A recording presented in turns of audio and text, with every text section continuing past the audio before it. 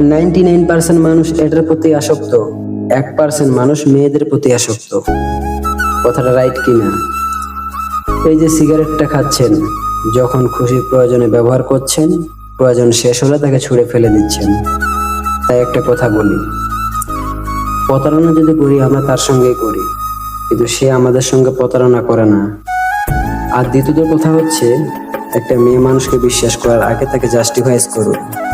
কারণ একটা মেয়ে এক পুরুষে আসক্ত থাকতে পারে না, তাদের 12টা পুরুষ লাগে। ওই যে একটা কথায় আছে না, কুত্তার লেজ বাঁকা তো বাঁকাই।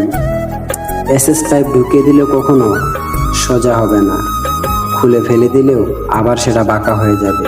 ঠিক কিছু কিছু মেয়ে আছে এই টাইপের হয়। কথাটা কি রাইট?